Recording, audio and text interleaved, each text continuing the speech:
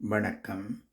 கேடி Ottawa என்ற இந்த சனலுக்குரிய இப்பதிவினை முதற்தடவை பார்ப்பவர்கள் அல்லது ஏற்கனவே பார்க்க தவறியவர்கள் சப்ஸ்கிரைப் பண்ணி பார்க்கும்படி தயவுடன் கேட்டுக்கொள்கிறேன். அத்துடன் உங்கள் லைக்கை தெரிவிப்பதோடு ஷேர் பண்ணுவதையும் கொமெண்ட்ஸ் பண்ணுவதையும் மறந்துவிட வேண்டாம். இது அன்புடன் உங்கள் கணேஷ். சனி பகவானுக்கு காகம் ஏன் வாகனமாக உள்ளது? முதலாவது, கர்ம வினைகளின் சாட்சி. காகத்திற்கு ஏகாகட்சி,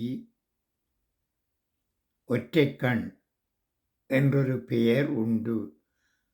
அதன் ஒரு கண் வழியாக பார்த்தாலும் 2 கண்களின் பார்வைத் திறனும் அதற்கு உண்டு என்பது நம்பிக்கை. இது சனி பகவானின் பார்வையை ஒத்தது. மனிதர்கள் இரகசியமாகச் செய்யும் செயல்கள், இருட்டில் செய்யும் தவறுகள் என எதையும் சனி பகவான் விட்டு விடுவதில்லை. காகம் எப்படி எங்கும் நிறைந்து சிறிய அசைவுகளையும் கூர்ந்து கவனிக்கிறதோ, அப்படியே சனி பகவான் நம் ஒவ்வொரு எண்ணத்தையும் செயலையும் கண்காணித்து அதற்குரிய பலனை தீர்மானிக்கிறார். இரண்டாவது, பித்ருக்களின் தூதுவன். நமது சாஸ்திரங்களின்படி இறந்த முன்னோர்கள் காகத்தின் வடிவில் வந்து நாம் அளிக்கும் உணவை ஏற்பதாக ஐதீகம்.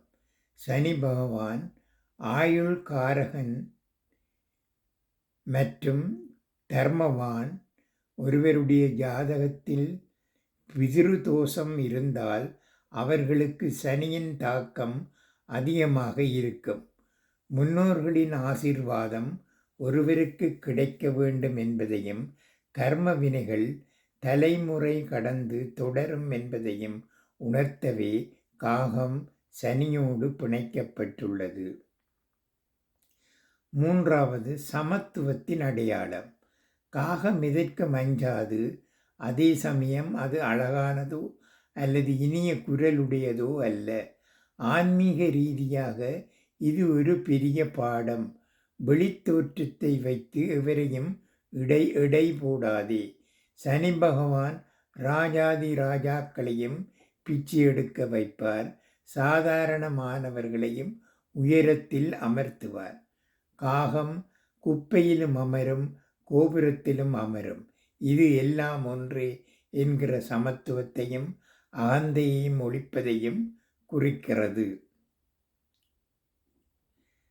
மூன்றாவது, சிக்கனமும் புத்திசாலித்தனமும். பறவைகளிலேயே காகம் மிகவும் புத்திசாலி. அது தனக்கு தேவையான உணவை சேமித்து வைக்கும் பழக்கம் கொண்டது. சனி பகவான் ஒருவருக்கு கஷ்டங்களை கொடுப்பதே அவரை பக்குவப்படுத்தவும் வீண் விரயங்களை தடுத்து வாழ்க்கையை முறையாக வாழ கற்றுக் கொடுக்கவும் தான். காகத்தின் சுபாவம் இந்த தத்துவத்தோடு ஒத்துப்போகிறது. நான்காவது, பகிர்ந்து உண்ணுதல், கர்மா குறைப்பு. சனி பகவான் கர்ம வினைகளுக்கு அதிபதி. ஒருவன் செய்த பாவங்களின் தாக்கம் குறைய வேண்டுமெனில் அவன் தன் கையில் உள்ளதை மற்றவர்களுக்கு பகிர்ந்து அளிக்க வேண்டும் என்பது ஆன்மீக விதி. காகம் தனக்கு கிடைத்த உணவை தான் மட்டும் உண்ணாமல் தன் சுற்றத்தை அழைத்து மகிழ்வது போல மனிதர்களும் சுயநலமின்றி வாழ வேண்டும் என்பதை சனி பகவான் இதன் மூலம் உணர்த்துகிறார். ஐந்தாவது, சமத்துவத்தின் கடவுள். சனி பகவான் நீதிபதியின் தேவன். அவரிடம் ஏழை பணக்காரன் என்ற பாகுபாடு கிடையாது. காகமும் அப்படித்தான். அது உணவை பகிர்ந்து கொள்ளும் போது எந்த பாகுபாடும் பார்ப்பதில்லை. அனைவரும் சமம், அனைவருடனும் பகிர்ந்து வாழ் என்கிற உயர்ந்த நீதியை சனி பகவான் காகத்தின் வாயிலாக எமக்கு காட்டுகிறார். அடுத்ததாவது, கூடி வாழ்தல். பாதுகாப்பும் பலமும்.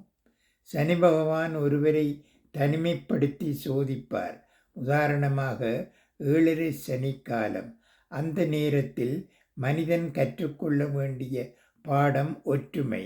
காகம் எப்போதும் கூட்டமாக வாழும் இயல்புடையது.